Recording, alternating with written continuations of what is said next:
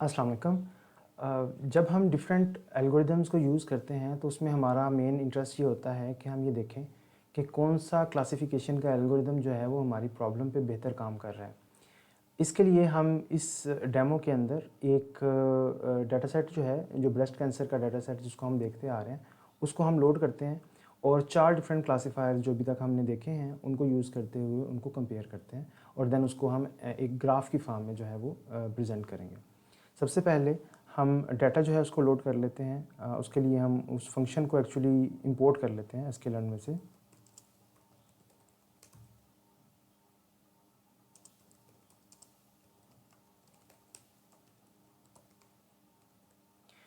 इसके बाद हम जो क्लासिफायर्स हम यूज़ करना चाह रहे हैं उनको इंपोर्ट कर लेते हैं।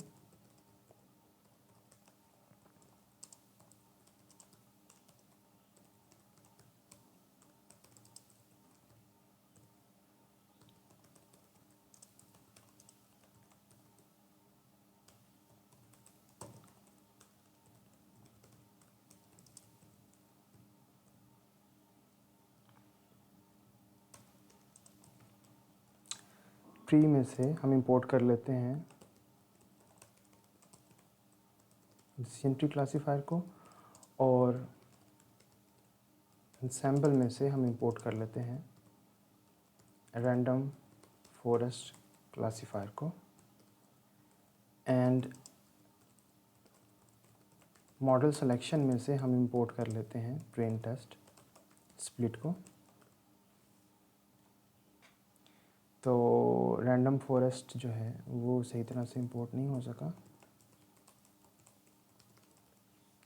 जी, तो हमारे जो डाटा है उसका फंक्शन इंपोर्ट हो चुका है, हमारे क्लासिफायर्स इंपोर्ट हो चुके हैं और ट्रेन टेस्ट स्प्लिट हो चुका है।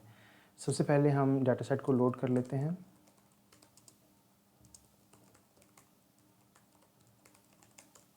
इसके बाद हम इसको स्प्लिट कर लेते हैं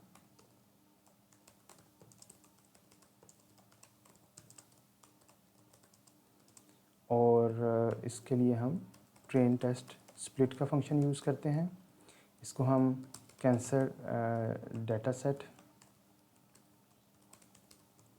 डॉट डाटा दे देते हैं और cancer data set dot target दे देते हैं और रैंडम स्टेट जो है वो हम लेट से 42 सेट कर देते हैं। हमारा डाटा जो है वो स्प्लिट हो चुका है। अब हम क्या करेंगे कि अपने मॉडल्स जो हैं उनको बना लेते हैं हम, ठीक है। हम 4 मॉडल्स बनाने जा रहे हैं तो हम उनको उसी तरह से नाम दे देते हैं। तो गाज़ियन नाइव बेस जो क्लासिफायर है उसका हम इंस्टेंस बना लेते हैं। उसको मैं यहाँ से कॉपी कर लेता हूँ, तो ये उसका इंस्टेंस बन गया। इसके बाद KNN जो क्लासिफायर है उसको उसका इंस्टेंस हम बना लेते हैं और उसमें जो नंबर ऑफ़ नेबर्स हैं वो सेट कर लेते हैं 5।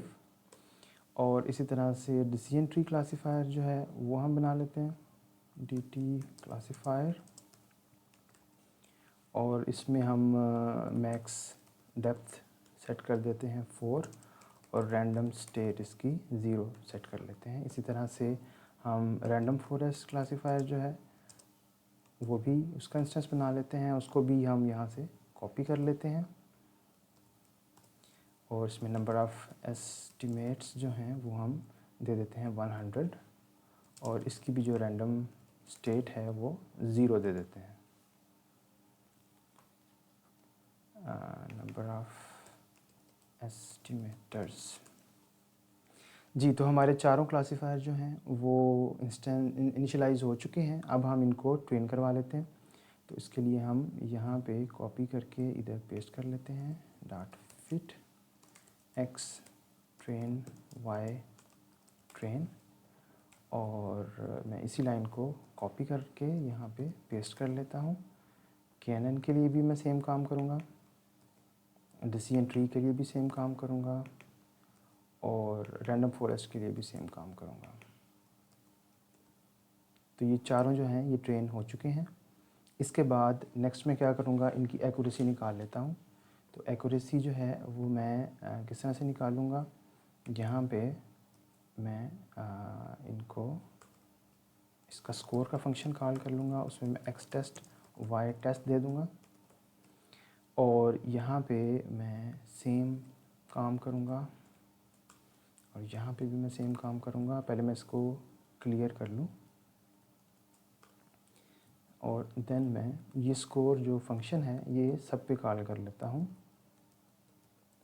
और यहाँ पे मैं इसको किसी वेरिएबल में स्टोर करवा लेता हूँ। लेट्स से GNB स्कोर और KNN score and DT score and RF score. तो मेरे पास चारों स्कोर जो हैं वो आ गए। इसके बाद मैं cbourne की लाइब्रेरी को इंपोर्ट कर लेता हूँ। इंपोर्ट cbourne एज SNS और इसका थीम जो है वो सेट कर लेता हूँ, डिफ़ॉल्ट थीम। ठीक है। इसके बाद मैं क्या करूँगा, एक बार प्लॉट मैं बनाने जा रहा हूँ।